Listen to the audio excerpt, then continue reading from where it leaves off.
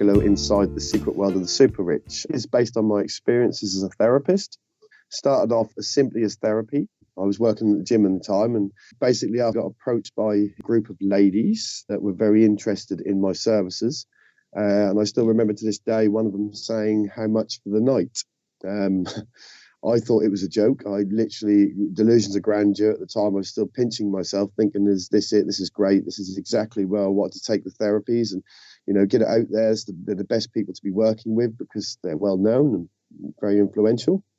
And then it turned more from the massage into sex and sexual favors, shall we say. So hence the reason the name for the Gigolo. I was about 20, 25 at the time, and I was obviously very fit, very young, full of life, full of energy. I was always more than pleased with the money that they were paying me. It was money in my pocket. Me and my partner at the time had full-time jobs, and we still couldn't afford to survive. So this was an extra income that was basically absolutely brilliant. It changed our lives. As far as money's concerned, that could range from anything from sort of 50 to ridiculous amounts of money. We are talking about A-list celebrities, models, MP cabinet ministers, MPs, the country's elite, basically, oil barons, government officials, police officials, everybody in the place in stature in life where they have, everybody has to listen to, basically. They were the company's elite, the A-listers.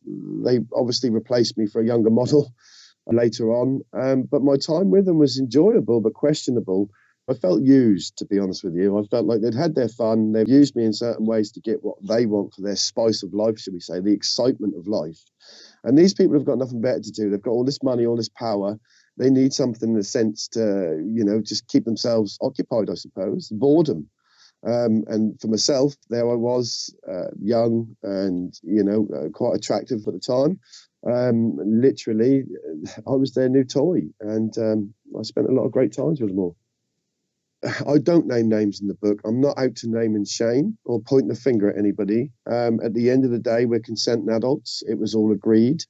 There was no harm done, no play. At the end of the day, it was just a job. I'm not about going out and trying to make people's lives miserable to make my life better. I'm not interested in getting stories from the press to try and name and shame these people, because at the end of the day, I still see them as my friends in a sense. I was approached a few times by different agents to actually write the story itself. I wasn't interested for years. I thought, no, it's my private life, it's my private business. But then I started to get to the point where I want the world to see what actually goes on behind closed doors. It's okay for people in power to point the finger at everybody saying this is what you should be doing. But I've witnessed it with my own eyes, and they're doing everything that they tell us not to do. And that's a hard thing to digest and swallow.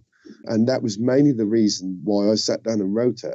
I never expected it to get this far. I still have to pinch myself. I mean, it's amazing, absolutely amazing. I come from a very hard work and family background. Just being in the award is kind of like, for me, that I've won it already, because I've kind of achieved something with my story and the book itself. But I never thought that I'd get this far. I really didn't.